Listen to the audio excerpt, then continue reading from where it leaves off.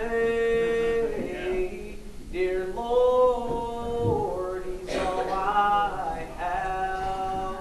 Please don't take Him before on you He calls. Don't take Him before on you He calls. I know He strayed away from us all.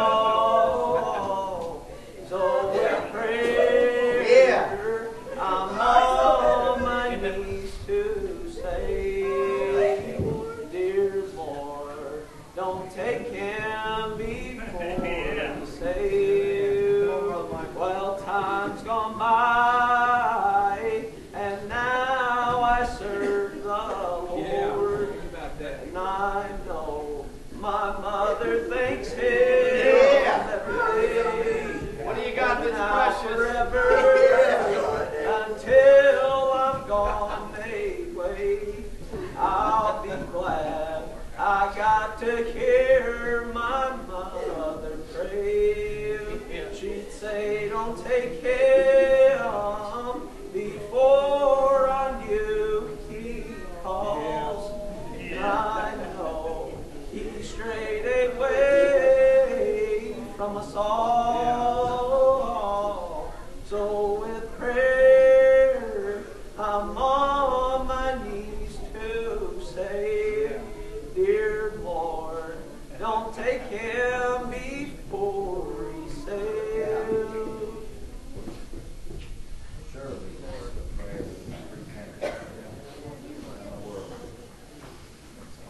Been there. My heart breaks for those who don't know this man that you heard about this morning. Lord, do bless. I found myself, me and Brother Brandon, we began to talk about the Bible last night, and we each headed off to bed, and I found my little empty room, Brother Darrell, and I got down and I began to pray last night. Yeah. And the Spirit began to move, and I found myself saying, Lord, why don't I pray every morning, Lord? Yeah, Lord. Why don't I pray every afternoon? Why don't I pray every night? Because what I feel right now, Lord, why would I want anything else in this world? Other than what you give me right here, Brother Chris. I'm telling you today that these brothers, as Brother Shad began to preach, all I kept thinking about is the prayers of the righteous. They do avail us much today. Lord. That there's so many. I don't know what the case will be with me this morning. But if there's anything, Sister Kathy, I don't know just what words to say. I found myself sitting, Brother Terry, saying, Lord, I don't know what to say, but I feel a fire down inside. Anything, just let me let it out a little bit, Lord. It's not even the words this morning, Brother Joe. It's not the great mysteries I can unfold, but it's that Spirit begins to move. Brother, and it wasn't all the words that I felt when I walked into the back of an old country church in Michigan that got me. But brother, when the Spirit began to move, Brother Elisha, you know, the Bible, it says like this. It says that at one point it said that the Lord, He looked down upon the face of the earth. And it said that He repented God, that He even made man, that it looked down upon Him. And He said, there's not every thought and every desire of man, is it not wicked? And it said that He looked down upon the earth. And brother, it said that He repented, that He even made man. And it said that He looked over, He looked upon the face of the earth, and it said, but yet He found one, that He found grace in. One named Noah, and He began to speak to Noah, and He began to tell him, Noah, I want you to build an ark. He began to tell him how wide to make it and how long, how to make it, how many rooms to put in it. He began to lay his plan out, but just like Brother Darrell said, it's not the hearer of the word that is justified, but it is the doer today, brother. And Noah, he began to do just what the Lord He began to follow after everything he said, and he looked out upon Noah, and he said, this ark here is going to be for the saving of you and your family, brother. You know, and Noah, he followed after God, and the rain and the floods began to move in, and God began to wipe man from the face of the earth. Brother Shad began to stand up here, and he began to preach to you about an old praying grandmother that said, all I do is pray for you, Brother Shad, and we began to look out at a world, and one by one he began to say how cruel and how all these things that he had done wrong. But yet, grace was still there in the sight of the Lord, and yet mercy was still there. Brother, and I'm your sermon 10 years earlier. And guess what? There's a sermon right before that, and there's a sermon to the side of that.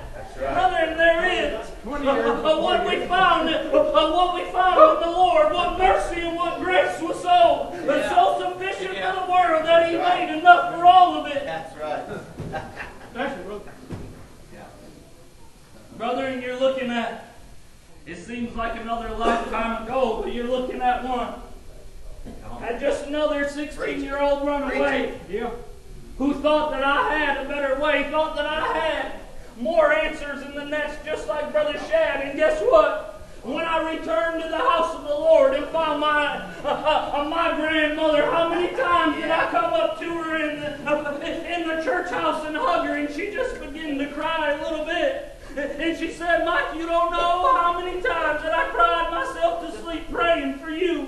That the days I didn't even know where you were, I would just cry myself to sleep and say, Lord, take care of him, Lord, bring him back. Well, guess what? Thank God there is a messenger today who doesn't need any more than just that little prayer that says, Lord, I can't find them, but you go and find them.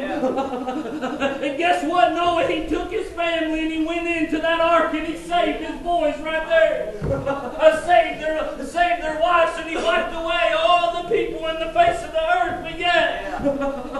But yet the water receded, and yet they come and they made themselves homes, and yet his boys still had choices to make after that. And yet he built the ark and he saved them from the flood, but yet now they had their own choices to make. They had their own lives to live. I watched my mama over here. I watched Mama do everything she could to build me a safe haven, to build me a shelter from the storm, and to make a way, and told me every which way to turn, every which way to go, Brother Darrell. Still has a choice. But yet it was still on me. You know, the Bible, you know, in one place it says that Jesus, not too long after he began to start his ministry, he found two men and they were fishing. And he come to them and he said, come and follow me.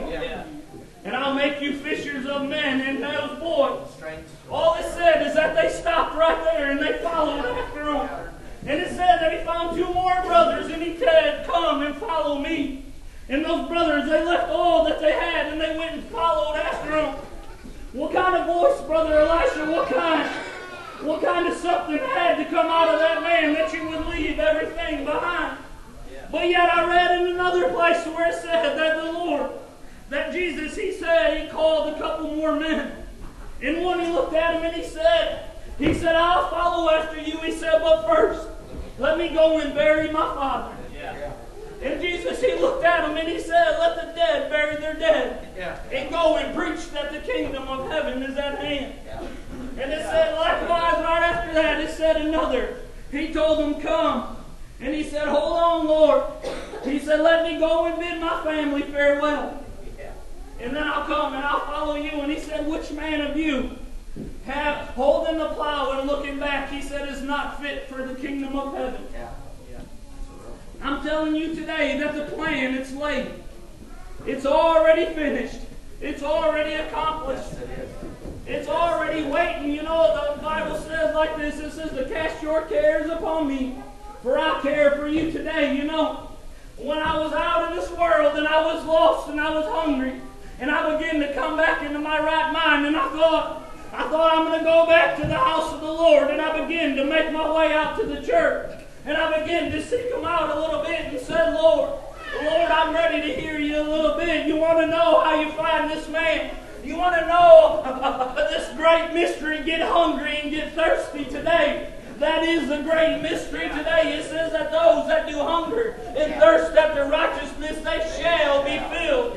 You get it in your heart. You get it in your mind. You put everything aside. One woman that said that she had an issue of blood, and she spent every dollar that she had trying to get healed of this issue, everything.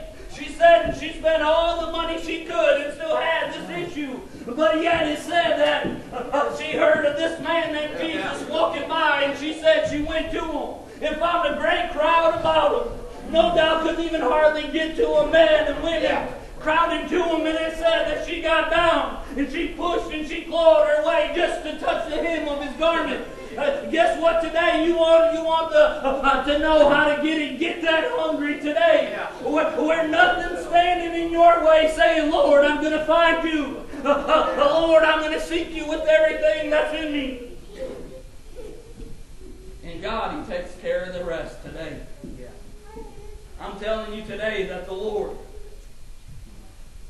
when the brothers sing and when the Spirit begins to move, I stood up here while the song was singing, and my heart began to break on the men and women who don't understand what we're telling you about. Breaks that when I lay down, or when my children call me into their rooms and say, Dad, come in here and pray for me. I don't get down beside my children's bed. And I don't tell them about what this world has, about the fancy home that I can build them. I don't tell them about the fancy car that I'm going to buy, that I'm going to drive them in. But at that point right there, I'm telling them about the only thing that I think matters in this world. I'm trying to tell them about that there is a man, that you may not need him right now. You may not even truly understand it, girls. But I'm telling you, there's coming a day when you're going to get yourself in a little bit of trouble, or you're not going to understand maybe just which way to go. And I'm telling you, there is a man that you don't look to meet. You go and you call upon this man named Jesus, and you go and you seek Him with everything that's in you. He has your answer today. He has what you need. Guess what, brother? And I found me a great treasure about 13 years ago. I found me a great prize that I found. So much so that I was willing to stand among men and women and scream about them and shout about them. Guess what? I don't care about making a fool out of myself. But when it comes to this man, I will scream and I will shout and tell you the goodness that I found 13 years ago. And tell you that there is something. I don't know what you have in your life so precious and so wonderful that you're willing to throw everything away. Because guess what? I'm not standing up here telling you about what this world has for you. There is a man named Jesus, and He loved you so much so that it said that God did not send His Son into this world to condemn it, but through Him that the world might be saved. You get hungry and you get thirsty, you seek after this man. And I'm telling you, you'll find him today. Brother Darrell, you come on with your arrangements. Go ahead, Brother Joey, sing his song. Sing that